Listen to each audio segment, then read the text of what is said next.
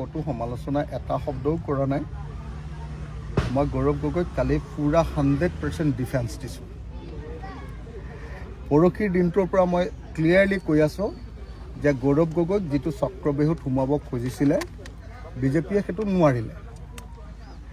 কালি দিল্লীৰ পৰা পইচা খৰচ কৰি আনি চাৰ্টাৰ্ড ফ্লাইটত বা ফ্লাইটত আনি 30জন সাংবাদিকক গুৱাহাটীৰ 5 ষ্টাৰ হোটেলত ৰাখিলে।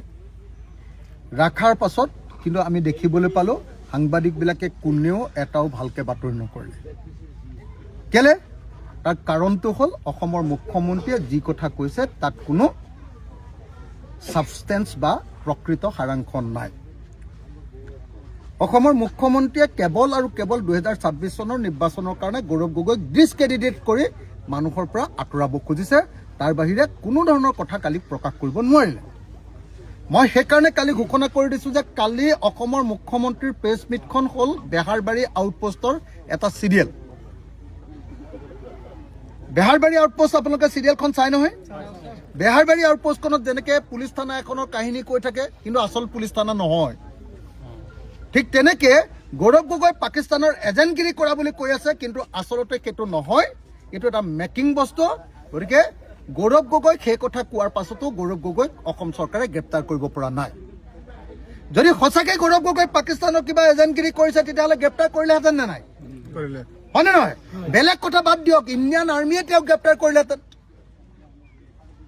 কেন্দ্ৰৰ গৃহ বিভাগে তেওঁক গ্ৰেপ্তাৰ কৰিলেহেঁতেন, NIA তেওঁক গ্ৰেপ্তাৰ কৰিলেহেঁতেন আৰু অসম পুলিচে গ্ৰেপ্তাৰ কৰিলেহেঁতেন। মুখ্যমন্ত্ৰীয়ে যিয়ে কক নকক লাগিলে আচলতে যদি অসমৰ হৈ তেওঁ ভাৰতবৰ্ষৰ হৈ যদি পাকিস্তানত এজেণ্টগিৰি কৰি আছিলে তেতিয়াহ'লেতো গৌৰৱ গগৈক ডেফিনেটলি গ্ৰেপ্তাৰ কৰিলেহেঁতেন। গতিকে গৌৰৱ গগৈক অকল ফচাবৰ কাৰণে কৰিছে আৰু সেই কথাটো কালি সাংবাদিকবিলাকেও বুজি উঠিছে। আৰু সাংবাদিকবিলাকে বুজি উঠাৰ কাৰণে কালি কোনো নেশ্যনেল টিভিত ইম্পৰ্টেঞ্চ দি গুৰুত্ব দি হিমন্ত বিশ্ব শৰ্মাৰ প্ৰেছ কনফাৰেন্সৰ কথাটো ক'তো ভালকৈ প্ৰচাৰ কৰা নাই। আৰু আজি নেশ্যনেল পেপাৰবিলাকত আপোনালোকে চাওক, কোনো পেপাৰত, সেইটো টাইমছ অফ ইণ্ডিয়াই হওক দিল্লী এডিশ্যন, সেইটো হিন্দুস্তান টাইমছে হওক দিল্লী এডিশ্যন, সেইটো আপোনাৰ ইণ্ডিয়ান এক্সপ্ৰেছে হওক দিল্লী এডিশ্যন, দ্য হিন্দুৱে হওক দিল্লী এডিশ্যন, ক'তো প্ৰথম পৃষ্ঠাত এটাও বাতৰি নাই।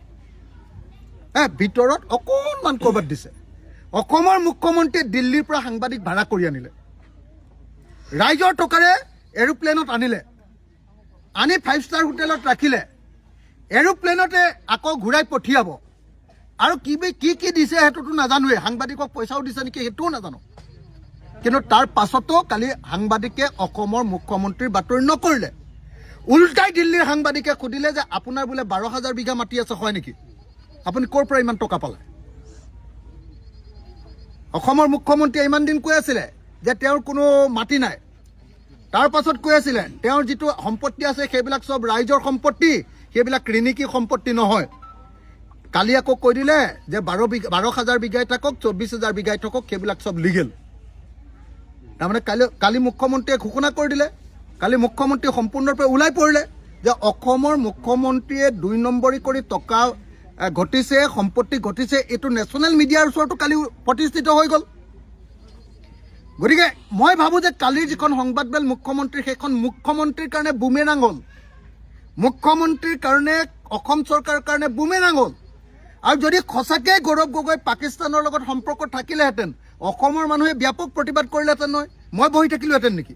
মই প্ৰতিবাদ কৰিলোহেঁতেন, কিন্তু আমাৰতো কাৰো গাত লগা নাই। আৰু যদি গৌৰৱ গগৈ পাকিস্তানৰ এজেণ্ট হয়, আমি কি তেওঁৰ লগত আমি হেৰি কৰিবলৈ যাম নেকি? তেতিয়া এলায়েন্স কৰিবলৈ যাম নেকি? এইবিলাক সম্পূৰ্ণ মিছা কথা। গৌৰৱ গগৈ সম্পৰ্কে অপপ্ৰচাৰ চলাই আমাৰ বিৰোধী দলক এইবাৰ আপোনাৰ ভোট যাতে নাপায় তাৰ ব্যৱস্থা কৰিব খুজিছে।